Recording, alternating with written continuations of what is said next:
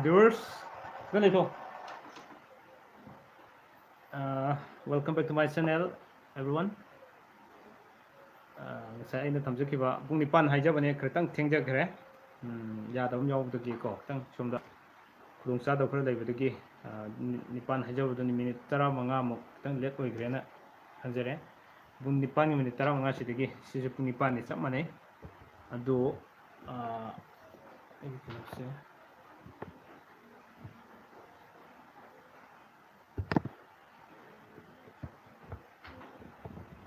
okay. Naba pagalakpagi sum mayam una seduna wari batai sana seduna tokcharakane chang yam kan bamaki oidri adu last Sunday sida Suraj Kumar Singh. Hello, okay, hello Suraj Kumar, welcome back to my channel. Han banai chu tobire yam kuire mayam ko unakidaba chang chang kan ngamudre adu lam laibak thiba mani kanoda mamangi Sunday sisu yam pamna haitare rasi phone su thagat ngam khidraba mayam ne yamna kanna ngaijabu singdo aina mayam gi khudol tam ngam khidaba phamung du sum leigi ba haitare yam ngaijade adu matung tarpa laiba kano sing sida sidi sorna sang bege soida nam king ngam su oijege krasum changsi yam kan muksunatri hajiksi adu mayam unaning mandana mai laksabane ko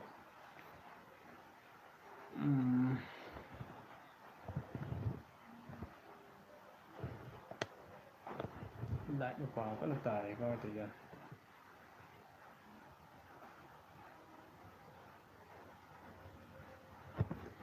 ok kari oina na haribano asum arum siore favor yore aduga khasum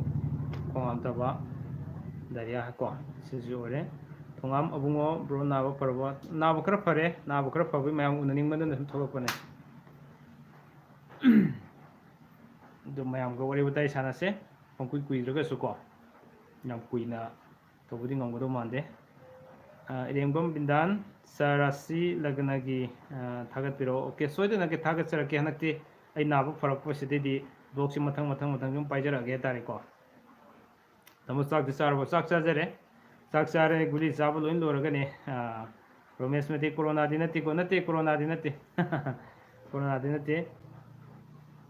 okay hojik na hojikan na hoji corona yam oigidrana aduna maram oraga sum ekoi so hospital du chachadre tare hospital na chadorogidi corona oigini ba adu yum sum laing jare tare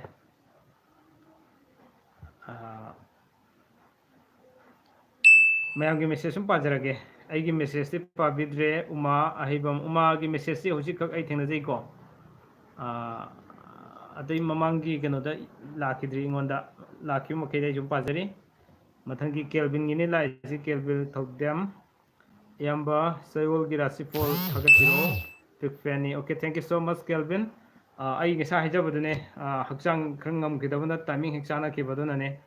lakadaba coming Sunday sidi leptana dum thajaragane aduga mayamna pamiba mayamna khanbirakpa topic amadi tongan tongan blog sembiro haibana singbo topic kya singdo matang manau nain soidana ke semjarani hetare aduna ngai biyo ko mangi chayol simbadi waro birano angon kitang wari hojikti hojin grabani na amuk semasi kitang farak tara do male ko aduga aina rasi phone thagalakte dunine ramesh mati adune ai hakchang chikang ngamdabane kai lamdeino chinglemba laisram ai heroktagine ai sound fadan tabi banatro sunil mangang bro nupi karamna koi gani haibado sembiro nupi koibagi matangse si khanaba yai sum nupi koibi matangse adu kharadi luni he madu semasi ko ibomsa sem okay welcome back to my channel Isur Chandra oinam tamu naba faro yam nuaite nabado okay ai kharadi fare mayam ga unaning madana ado narengi manungse mayam gi sum entertainment oina bhaidana aina nga sum hogolakpa timing gumba sida FB dagi lauthoroga khara sum mayamna yengba yagadab gumba amani ti nong sum tharini kaina khara su tawjabane aduga recording ga lobududi ngone wajara bhaitare ꯑꯗꯨꯅꯅꯦ ꯑꯗꯨꯕꯨ ꯉꯝꯃꯅꯤ ꯍꯌꯦꯡ ꯅꯠꯇ꯭ꯔꯒ ꯍꯪꯆꯤꯠꯁꯤꯗꯩꯗꯤ ꯑꯩ ꯁꯣꯏꯗꯅ ꯌꯥꯝ ꯃꯔꯨ ꯑꯣꯏꯕ ꯕ꯭ꯂꯣꯛ ꯑꯃꯁꯨ ꯃꯌꯥꯝꯗ ꯈꯨꯗꯣꯜ ꯇꯝꯖꯔꯛꯑꯅꯤ ꯍꯥꯏꯇꯥꯔꯦꯀꯣ ꯑꯩꯈꯣꯏꯒꯤ ꯌꯨꯝꯕꯥ ꯂꯣꯟꯒꯤ ꯃꯔꯤ ꯂꯩꯅꯕꯒꯤ ꯃꯇꯥꯡꯗ ꯁꯣꯏꯗꯅꯃꯛꯀꯤ ꯃꯌꯥꯝꯗ ꯈꯨꯗꯣꯜ ꯇꯝꯖꯔꯛꯀꯦ ꯑꯗꯨꯃꯛ ꯉꯥꯏꯕꯤꯌꯨꯀꯣ ꯏꯔꯦꯡꯕꯝ ꯕꯤꯗꯥꯟ ꯁꯥꯔ ꯍꯩꯔꯣꯛ ꯄꯥꯠ ꯀꯌꯥꯗꯒꯤꯅꯣ ꯑꯩ ꯍꯩꯔꯣꯛ ꯄꯥꯠ 2ꯗꯒꯤꯅꯦ ꯎꯃꯥ ꯑꯍꯩꯕꯝ ꯑꯩꯅ ꯊꯥꯕ ꯃꯦꯁꯦꯖꯁꯦ ꯑꯃꯠꯇ ꯎꯗꯕ ꯃꯥꯜꯂꯦ ꯏꯌꯥꯝꯕ ꯍꯧꯖꯤꯛ ꯁꯨꯃꯥꯏꯅ ꯊꯥꯔꯛꯄꯁꯤꯡꯁꯤꯗ ꯑꯃꯨꯛ ꯎꯏꯌꯦ ꯀꯃꯥꯏꯅ ꯇꯧꯔꯤꯖꯥꯠꯅꯣ ꯍꯧꯖꯤꯛ ꯑꯍꯥꯟꯕ ꯃꯦꯁꯦꯖ ꯑꯃ ꯄꯥꯈꯤꯕꯗꯨꯒ ꯍꯧꯖꯤꯛ ꯄꯥꯔꯤꯁꯤꯒ ꯑꯩꯅ ꯊꯥꯕ ꯃꯦꯁꯦꯖ ꯎꯗꯕ ꯃꯥꯜꯂꯦ ꯍꯥꯏꯕꯁꯤꯒꯅꯦ ꯎꯃꯥꯒꯤ ꯃꯦꯁꯦꯖ ꯑꯩꯅ ꯎꯔꯤꯁꯦ ꯑꯃꯨꯛꯀ ꯁꯨꯝ ꯊꯥꯕꯤꯔꯛꯑꯣ ꯌꯦꯡꯁꯤꯀꯣ ꯁꯨꯔꯖꯀꯨꯃꯥꯔ ꯁꯤꯡ ꯇꯨꯂꯔꯥꯁꯤꯒꯤ ꯑꯝꯇ ꯍꯥꯏꯕꯤꯔꯛꯑꯣ ꯄ꯭ꯂꯤꯖ ꯇꯨꯂꯔꯥꯁꯤꯒꯤꯁꯤ ꯍꯥꯏꯍꯟꯅꯤꯡꯉꯤꯁꯤ ꯃꯇꯥꯡꯁꯤ ꯀꯔꯝꯕ ꯃꯑꯣꯡꯅꯣ ꯄꯛꯅꯕ ꯄꯛꯅꯗꯕꯤ ꯑꯣꯏꯔꯒꯗꯤ ꯅꯨꯄꯥꯒꯤ ꯀꯔꯝꯕꯅꯣ ꯅꯨꯄꯤ ꯀꯔꯝꯕꯅꯣ ꯍꯥꯏꯕꯅ ꯌꯦꯡꯒꯗꯕꯅꯤ ꯑꯗꯨꯒ ꯔꯥꯁꯤꯒꯤꯁꯤꯗꯤ ꯑꯉꯥꯟꯕꯗ ꯌꯦꯡꯕꯗꯁꯨ ꯐꯕ ꯑꯃ ꯂꯩꯀꯣ ꯂꯣꯏꯔꯦꯍꯦ ꯑꯩꯈꯣꯏꯗꯤ ꯑꯖꯤꯠ ꯁꯣꯏꯕꯝ ꯀꯩꯗꯧꯔꯒꯦ ꯑꯖꯤꯠ ꯁꯣꯏꯕꯝ ꯌꯦꯡꯕꯤꯗꯔꯦ ꯑꯩ ꯌꯦꯡꯉꯤꯁꯤꯗꯤ ꯑꯖꯤꯠ ꯁꯣꯏꯕꯝ SMS ꯌꯦꯡꯕꯤꯗꯔꯦ ꯑꯩ ꯍꯧꯖꯤꯛ ꯌꯦꯡꯉꯤ ꯑꯩꯉꯣꯟꯗ ꯌꯧꯁꯤꯜꯂꯛꯄ ꯃꯈꯩꯗꯨꯅꯦꯀꯣ ꯑꯩꯅ ꯌꯦꯡꯖꯔꯤꯁꯦ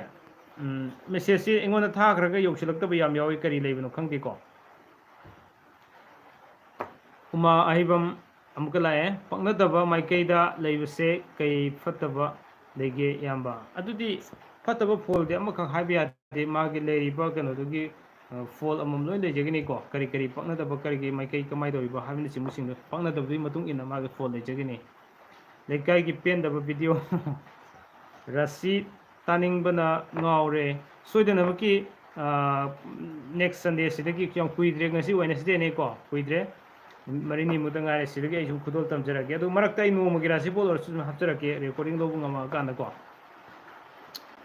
ꯑꯗꯨꯒ ꯁꯨꯔꯖꯀꯨꯃꯥꯔ ꯁꯤꯡ ꯁꯣꯔꯤ ꯇꯥꯃꯣ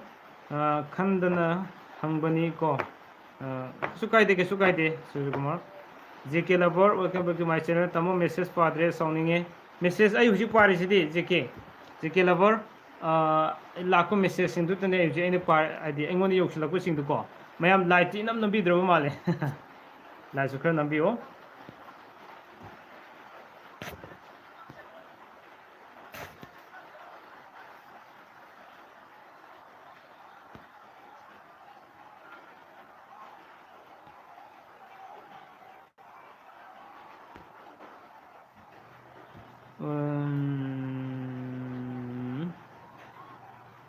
ꯇꯥꯃꯣꯒꯤ ꯏꯁꯄꯤꯁꯦꯜ ꯁꯕꯁꯀ꯭ꯔꯥꯏꯕꯔꯅꯦ thank you so much J K ꯂꯕꯔ ꯏꯕꯤꯔꯛꯑꯣ ꯃꯦꯁꯦꯖꯇꯨꯀꯣ ꯎꯃꯥ ꯑꯍꯩꯕꯝ ꯄꯛꯅꯗꯕ ꯃꯥꯏꯀꯩꯗ ꯂꯩꯕ ꯐꯠꯇꯕ ꯐꯜꯁꯤꯡ ꯊꯥꯒꯠꯄꯤꯔꯛꯑꯣ ꯑꯌꯥꯝꯕ ꯁꯣꯏꯗꯅꯃꯛꯀꯤ ꯄꯛꯅꯗꯕ ꯃꯥꯏꯀꯩꯒꯤ ꯑꯩ ꯊꯥꯒꯠꯆꯈ꯭ꯔꯕ ꯃꯥꯜꯂꯦ ꯌꯨꯝꯕꯥꯜ ꯂꯝꯖꯤꯡꯒꯤ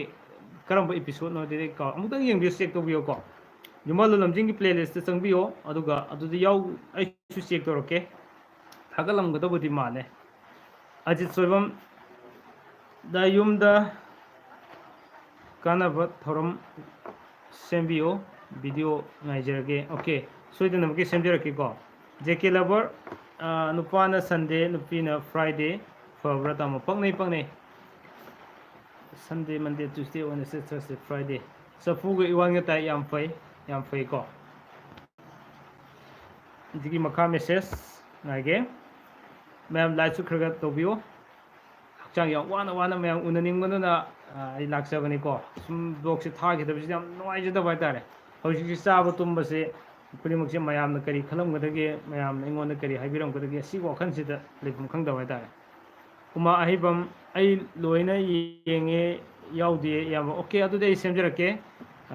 ꯑꯗꯣ ꯎꯃꯥ ꯑꯃꯨꯛꯇꯪꯗꯤ ꯑꯁꯤꯅ ꯂꯥꯏꯚꯀꯤ ꯀꯩꯅꯣꯁꯦ ꯃꯦꯁꯦꯖ ꯌꯥꯝ ꯂꯩꯕꯅꯤꯅꯀꯣ ꯑꯩꯒꯤ ꯅꯝꯕꯔꯗ ꯑꯃꯨꯛꯇꯪ ꯑꯄꯥꯝꯕ ꯇꯣꯄꯤꯛꯇꯨꯝꯅ ꯈꯟꯕꯤꯔꯛꯑꯣ ꯑꯗꯨꯒ ꯑꯩꯒꯤ ꯀꯩꯅꯣꯗ ꯑꯩꯈꯣꯏꯒꯤ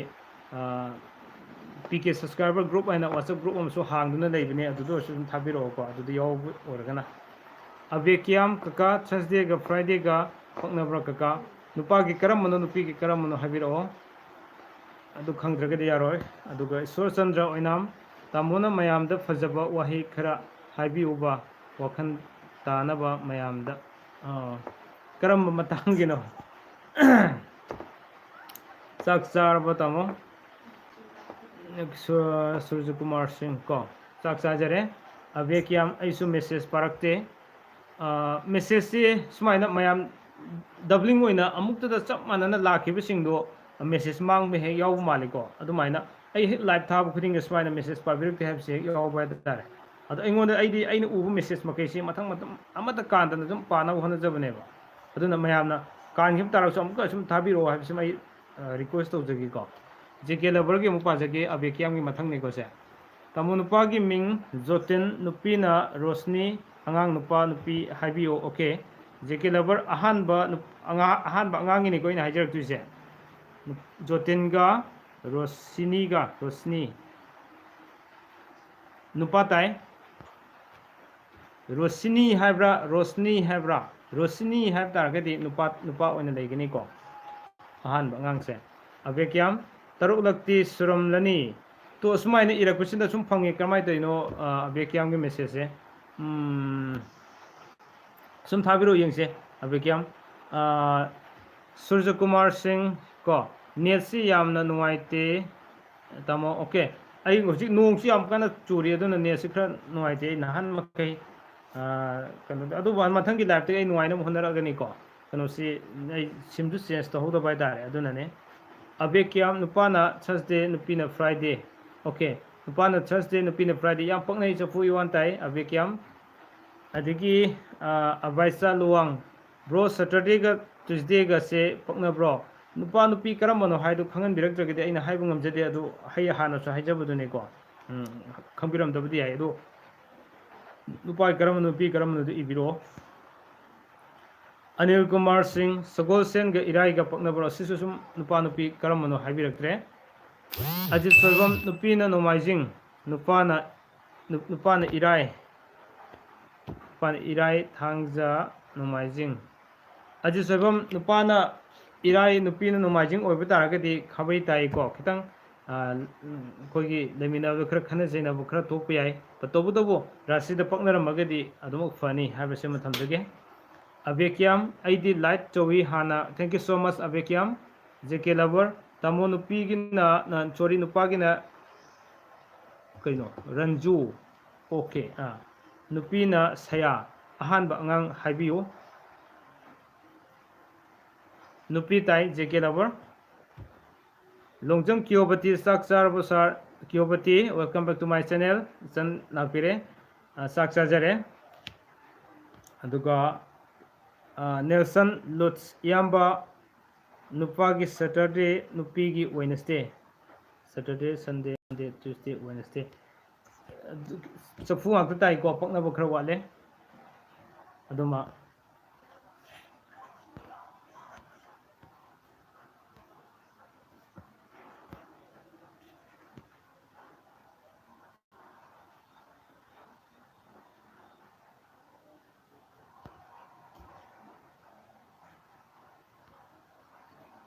दगी जेंद्रेम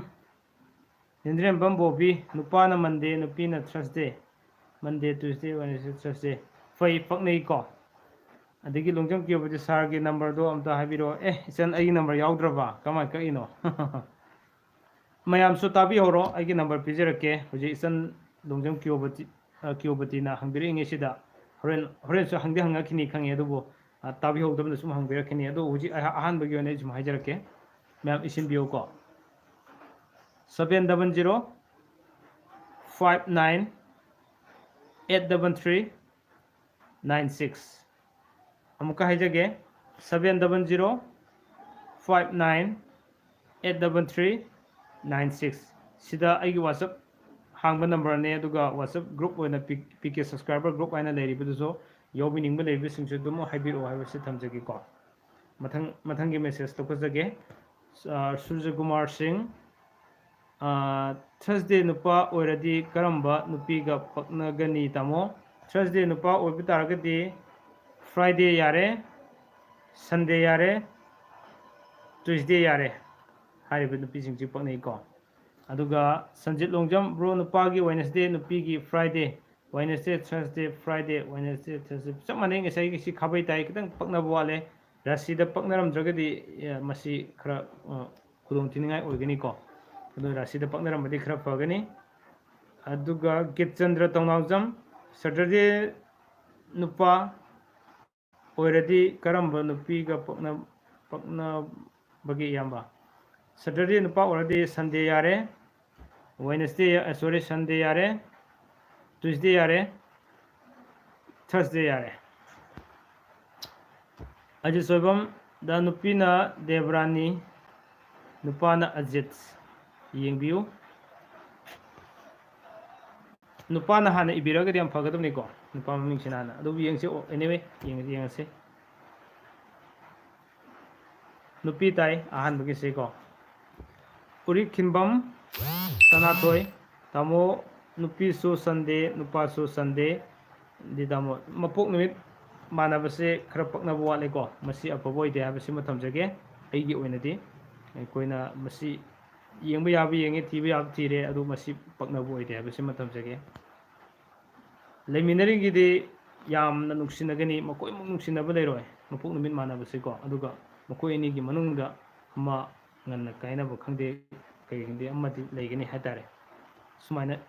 ꯄꯤꯔꯝꯃꯦ ꯑꯈꯪ ꯑꯍꯩꯁꯤꯡꯅ ꯍꯥꯏꯕꯤꯔꯝꯕꯁꯤꯡꯗꯨꯅ ꯑꯩꯅ ꯊꯝꯖꯔꯤꯁꯤꯀꯣ ꯁꯅꯥꯊꯣꯏ ꯗꯦꯕꯤ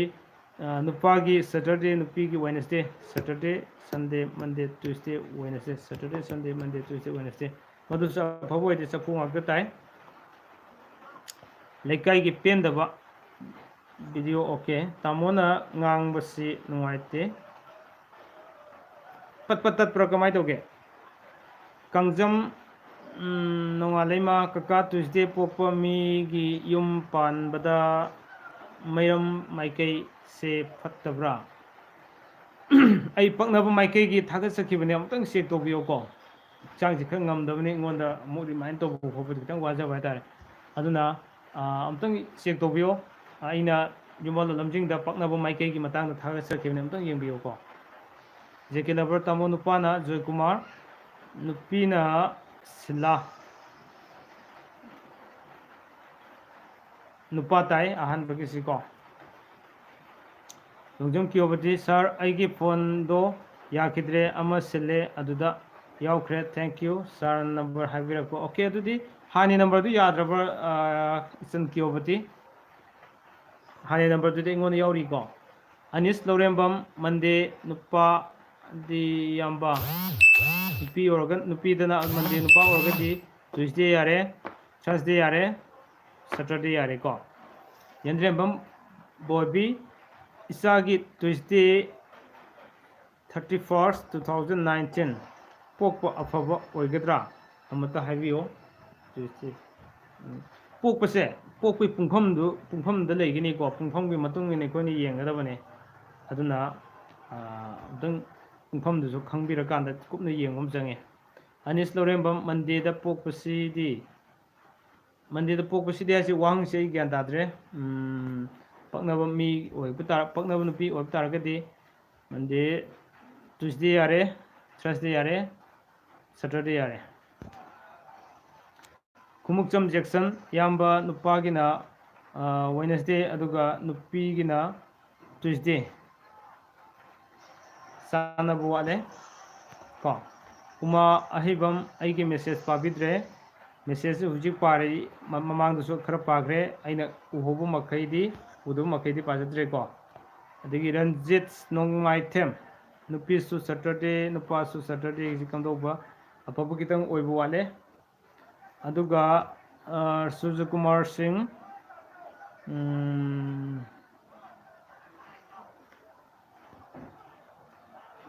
ꯀꯔꯤ ꯍꯥꯏꯅꯣ ꯁꯤꯕꯨ ꯈꯣꯡꯉ ꯀꯔꯝꯕ ꯖꯥꯠꯀ ꯆꯥꯅꯤ ꯑꯩ ꯒ꯭ꯌꯥꯟ ꯇꯥꯗ꯭ꯔꯦ ꯁꯨꯔꯖꯀꯨꯃꯥꯔꯒꯤ ꯀꯩꯅꯣꯁꯦ ꯎꯔꯤꯛꯈꯤꯝꯕꯝ ꯁꯅꯥꯊꯣꯏ ꯑꯣ ꯃꯥꯏ ꯒꯣꯗ ꯇꯥꯃꯣ ꯑꯣꯀꯦ ꯎꯔꯤꯛꯈꯤꯝꯕꯝ ꯁꯅꯥꯊꯣꯏ ꯔꯥꯖ ꯃꯣꯏꯔꯥꯡꯊꯦꯝ ꯏꯕꯥꯏꯁꯦ ꯀꯔꯤ ꯑꯣꯏꯅ ꯉꯝꯃꯨꯗ꯭ꯔꯒꯦ ꯏꯕꯥꯏꯁꯤ ꯏꯃꯥꯟꯅꯕ ꯃꯌꯥꯝꯅ ꯀꯥꯟꯅꯕ ꯃꯌꯥꯝ ꯊꯥꯒꯠꯂꯤ ꯍꯥꯏꯅ ꯍꯥꯏꯔꯛꯑꯦ ꯑꯣꯀꯦ ꯔꯥꯖ ꯑꯗꯨꯅꯦ ꯈꯔ ꯁꯕꯁꯀ꯭ꯔꯥꯏꯕ ꯇꯧꯕꯤꯌꯣꯅ ꯍꯥꯏꯔꯣ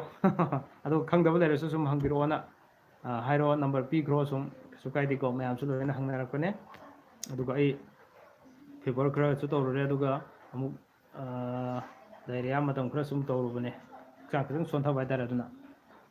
ꯄꯦꯕꯝ ꯃꯤꯅꯥꯛꯁꯤ ꯅꯨꯄꯥ ꯊꯔꯁꯗꯦ ꯅꯨꯄꯤ ꯋꯦꯅꯁꯗꯦ ꯑꯃꯨꯛꯇ ꯈꯪꯅꯤꯡꯉꯤ ꯊꯔꯁꯗꯦ ꯅꯨꯄꯤ ꯋꯦꯅꯁꯗꯦ ꯄꯛꯅꯕ ꯈꯤꯇꯪ ꯋꯥꯠꯂꯤꯀꯣ ꯃꯤꯅꯥꯛꯁꯤ ꯑꯔꯨꯍꯤ ꯅꯣꯡꯊꯣꯡꯕꯝ class 2B roll number 1 नुपीगी Saturday ga nupa Tuesday Wednesday Thursday Friday Tuesday Wednesday Thursday Friday Saturday Tuesday Wednesday Thursday Friday Tuesday Wednesday Thursday Friday Saturday pakna bukra wale ajit soibam yamna summe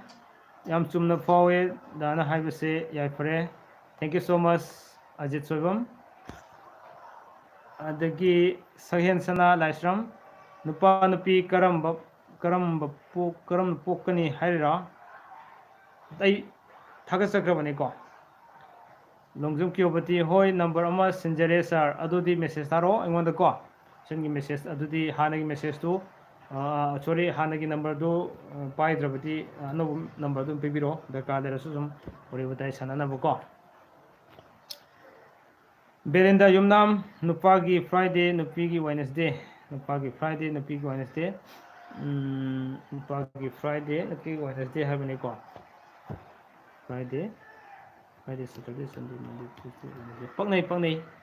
Surya Kumar Singh tamo haksang nungai taba already live sangbi kano warobiro thank you aisha tu khanjari bane yam kana sangjero yam afaba poktak amadi afaba feedback pibirak pagi damak Surya Kumar Singh bungap khailai tena thagasari aisha yam wana to bani maya unaning basina maram oraga dum adubu ngamaktra kan sim lepsage ai ngamli bodi ko en Rosni Sar Nupina Saturday Nupagina Friday Saturday Yana Fai Jendrem Bambobi Pungfam di 9:45 mapan minit yang kay mga am da po sina Jendrem Bambobi ojikte si mayam gi leibani na mayam message mayam sige leibani na kok tu kitang kok thada bam changi ko aduna ai gi kano da kona ajuna number da dum pau phang na se Surya Kumar Singh good night tamo Sunday da unarasi okay thank you good night Sunday natraga so I blog khasum thajarake Sunday khang ngai gano ko to pusum ain thaga pusing su yengbiyo Dorendro Thongam Darasi Falls Semoda okay soida napke semjarake Sunday namit tagi amu hogjarage hujimaki dire ko to bukhra wa bani nei ngoda ko Uri Kimbam Sanatoy tamo Sanatoy Kauni Kunika Hara Sanatoy sik wahang sikari no kangdre Saubo mayang nambam nupana Tuesday nupina Saturday Wednesday Thursday Friday Saturday pakna bokra wale Sahen Sana Laisram nupa su Friday nupi su Friday pakna bokra wale longjong kyobati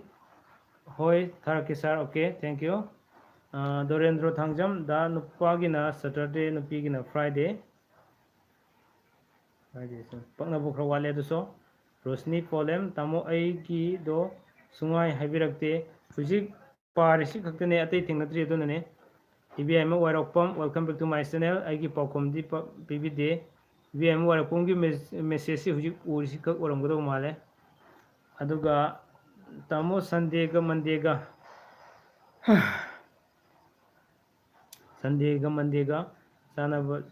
chanadaba habiyo chanadabado nupa karamano nupi karamano khangdragadi yararo namo mirol ngeida angang se nupa natraga nupi oini haise kai sign symptom haibiyo ayamana nupa orgadi koigi mama ogedribsina chatpada jekki khongdi khram singngena hain singna chatpai tare ko singlap toro chatpa sumai khra le di nupa ne khangbiyo oi thangbo organa nupi ne habsi khangbagi symbol do sumai yam laiba mong do sumai khra yeng su lei sumna okay aduna Ranjan RK kai oina narino mayamba okay Ranjan RK favor su ore aduga daria su to kibane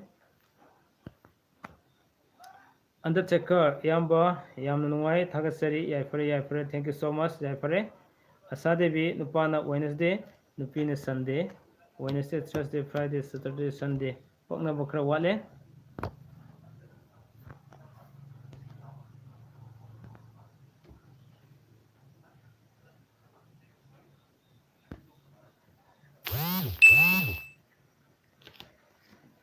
okay makhagi message latre kelerga no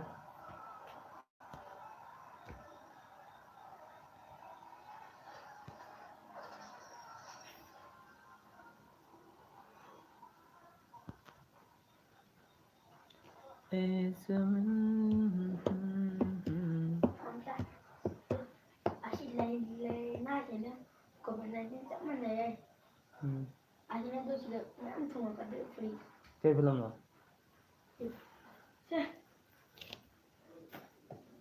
Okay. So. Maka message lakre. Dan ye thokna di longna ba ya da bro. Longna ba ya de. Apa boy tamne tumgi saron suron da ning mutung tamne ko. Saksarabo asa devi saksajare. Sanjit longjam upagi rasi kaina nupi gi naminna rasi gi sidi angan da haina se ko. Midang haibe nungai to khale. Tamo April tha da angang oigi bese fabra. Kasu kai de da adudi. Faba fatta bai bam leite ko. Duna peba Meenakshi nupi Wednesday pokpasi kari numit paknabage Tuesday yare nupada adagi Sunday yare then Friday yare ko adagi Rosni polem Rishikantaga Rosniga angang haibiyo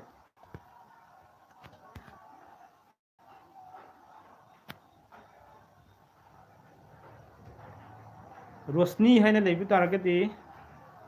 hos kakre hai to ringe da okay mani kong kham nupa na Sunday nupi na Thursday teng pakna buat le ko Binod Guru mayum mandi pok pase kai numit ki nupi ga sana bage mandi oragati Tuesday yare Thursday yare Saturday yare abungsa paluzam Tamo aigisu haibiru nupa na Sunday nupi na aduga nupi gina Saturday pakna buat le ko khabai tai Binod Guru mayum mandi pokpa nupa se karom side ki nupi ge sa pakna bu adugi keno to side to hoja ai jak chang kya ngam do min kok thadara ge yeng bu yar ai blog semja krabane hana ko adum to yeng bi hai tare asade bi pakna ba wat pase longna ba yadabra yabale yadabale yade habati yade da masidi ko isa isa gi keno to lebiro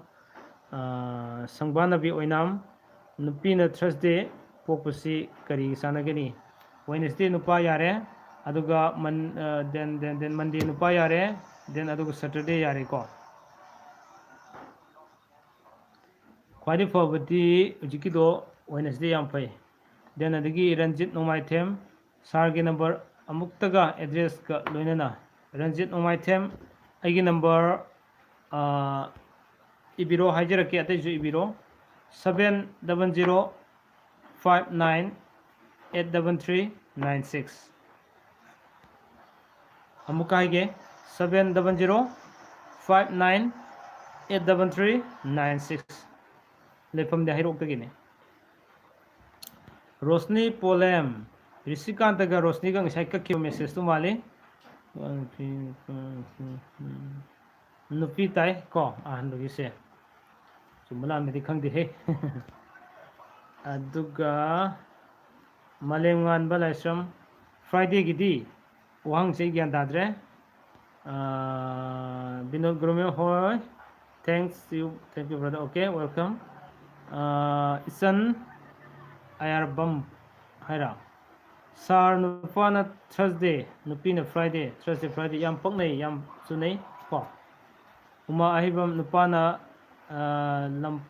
lamphangamba nupi na ai question je gyan dadre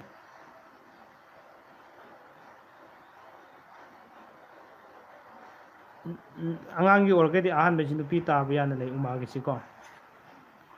aduga da Saturday pokpa nupa ga nupi kai numit ka po Saturday pokpa nupa siko Saturday Sunday yare adagi Tuesday yare Thursday yare Suresh Mayang naba message ka kre mayam ai minute ama matam logjage message thabira kedo lai thabira ayam kuina edo jero tamo nungai ri bro nungai jeri Suresh Mayang naba nang su nungai kini khale karigino message san ira ka khre de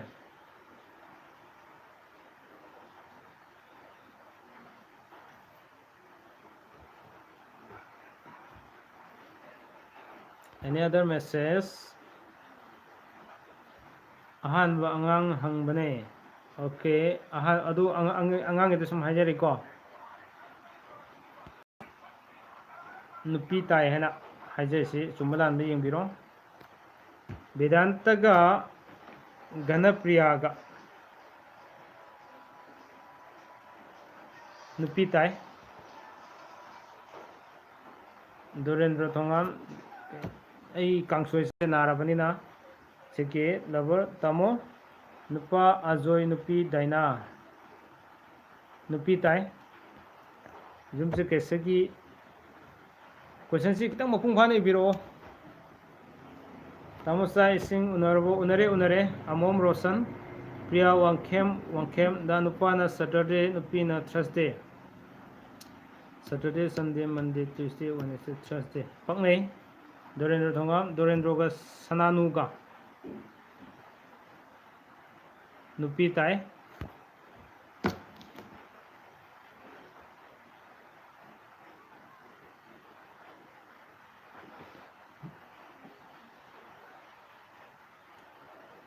tamo sam loi kak ise kana kedo yoge kesut tawdida sum ai lockdown manung sigi sum kaktat bane kukok bane kari leirage ko lomnadi sam hang bani ko hoi ai sum lockdown leibagi kaktat bane da kukok bane angang uringi digi kalak kidabdo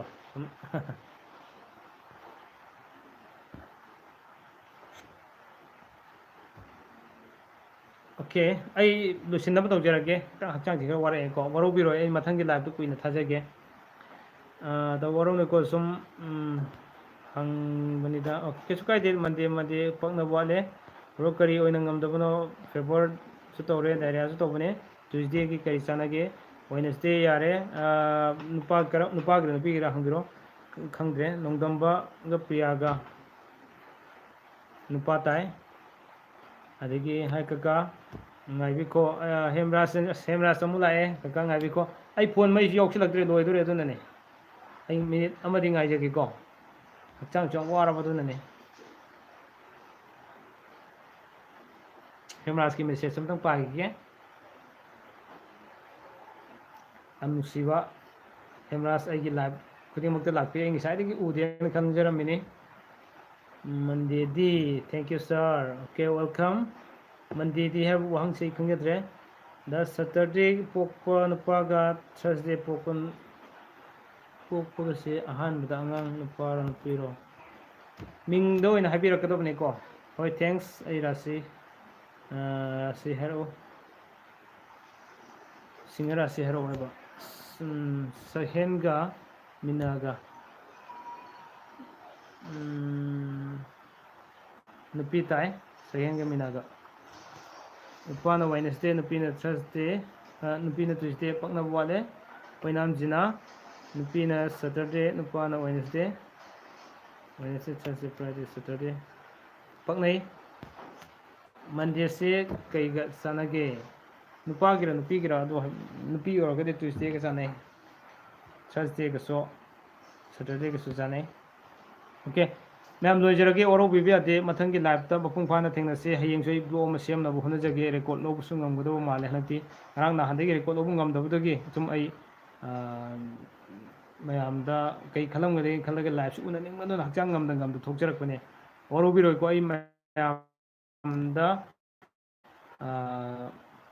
हेमरास की आई की दो मुक्ता पाबिरमो हेमरास पाबिद्रे हेमरास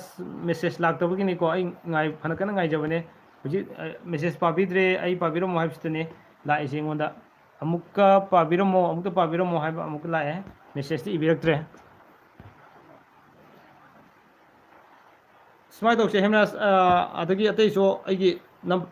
WhatsApp tu lakpiro ko WhatsApp tu lakpiro aduga loina mayam gi pokum pijage oru bibya te please mayam gi message makesin do ai WhatsApp do mo hanjarage ta isa kitang wajare tare आदि हिदा गुली जारे बनी नको अदुना ओरो बिबियाते ma'am आई खुरुम जगे ma'am WhatsApp तो लागिरो message lion हंजरके